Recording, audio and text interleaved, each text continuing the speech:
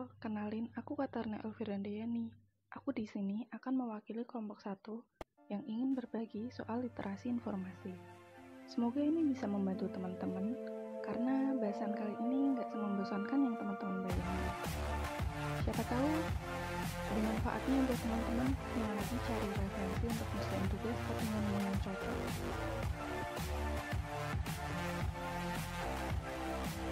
Literasi informasi alias LI ini sebenarnya merupakan kumpulan dari beberapa kemampuan. Kemampuan apa sih? Yang pertama, kemampuan untuk mengerti kebutuhan informasi. Terus, kemampuan untuk mengerti di mana si tempat yang tepat buat nemuin dan cara apa yang bisa dilakuin buat kesana.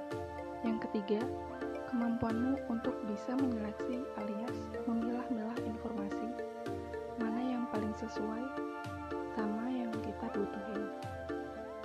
Yang terakhir, kemampuan untuk bisa gunain atau manfaatin informasi yang udah kita dapat tadi dengan baik dan benar.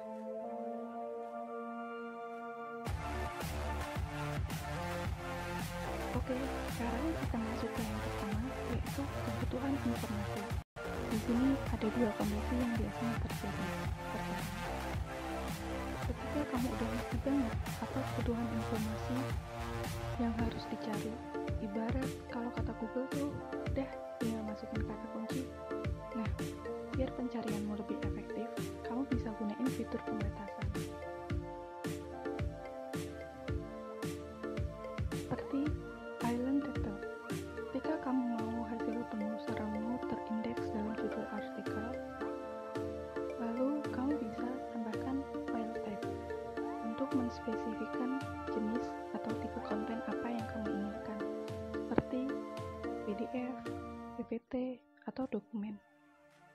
Terus, pakai kata save untuk merujuk ke situs yang kamu inginkan menjadi sumber informasinya.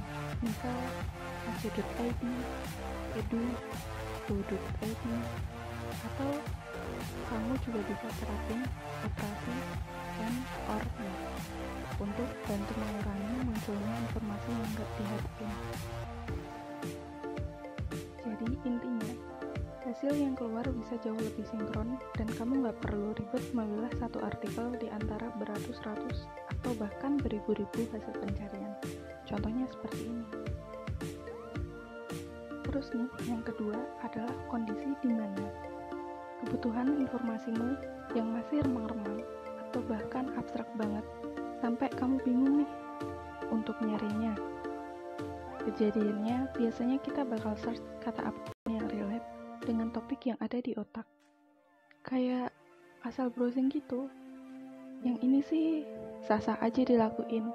Tapi kalau kamu pengen nyari kata buat topik penelitian atau bahkan tugas akhir, bakal susah kalau yang mau dicari masih ngambang kayak gini. Nah, biar nggak ngambang, kalian bisa nih cari-cari kata kunci yang pas dengan topik yang kalian akan teliti dengan memanfaatkan yang namanya thesaurus.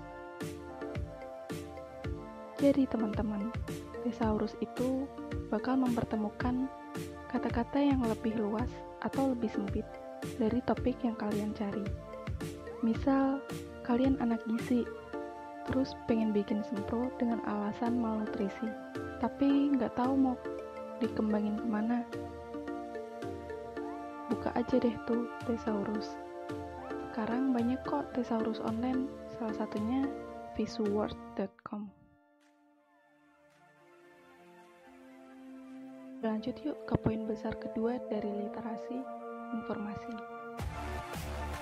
Ya, soal kemampuan kita untuk mencari tempat yang tepat dalam menemukan informasi yang valid atau kredibel. Untuk dapetin informasi yang valid alias benar dan kredibel alias terpercaya, pastinya harus akses ke tempat yang terpercaya juga. Banyak banget kok laman terpercaya yang bisa kita akses database-nya. Teman-teman mahasiswa bisa banget akses ke web perpustakaan universitasnya. Bisa akses portal perpustakaan digital nasional. Ada 2 portal perpustakaan digital yang paling besar di Indonesia, yaitu garuda.restrictprint.go.id dan onesource.id. Garuda Restrict Print ini adalah alamat untuk mencari jurnal terbitan instansi atau perguruan tinggi di Indonesia. Jumlah publikasinya sekarang sudah banyak sekali teman-teman, sudah ada 1 juta lebih. Dan yang kedua, ada onesource.id yang diinisiasi oleh Perpustakaan Nasional. Di sini juga banyak sekali data-data e-resource yang bisa kita download. Sebenarnya masih banyak lagi sih tempat di mana kita bisa mencari referensi yang terpercaya. Apalagi sumber-sumber internasional seperti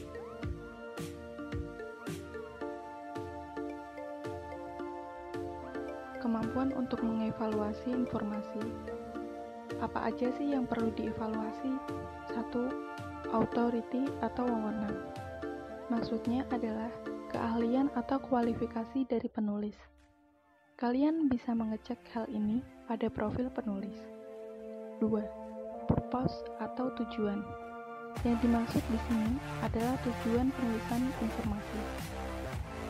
Apakah dipublikasikan untuk mengedukasi, transparansi pemerintah, atau hal lain? Purpose ini bisa kita lihat bersama pada domain website yang kita akses sebagai tempat untuk memenuhi kebutuhan informasi kita. Apakah berdomain.edu, atau .ac.id, atau .com, atau yang lainnya. 3. Objectivity atau objektivitas. Tujuan penulis atau organisasi menerbitkan artikel ini, apakah informasinya disajikan sebagai fakta atau opini, dengan minimal bias atau dengan niat untuk membujuk. 4. Akurasi atau akurasi. Keakuratan informasi. Untuk mengetahuinya, kita bisa mengecek referensi, daftar pusaka, tata bahasa yang digunakan, hingga kesalahan penggunaan ejaan. 5. Kurensi atau keterbaruan. Maksudnya, apakah informasi yang kita ambil ini up to date atau tidak. Hal ini bisa diketahui dengan melihat tanggal publikasi tulisan. Jika kelima kriteria di atas telah terpenuhi, maka selamat. Sumber informasi yang kalian gunakan merupakan sumber informasi terpercaya yang dapat dipertanggungjawabkan kebenarannya.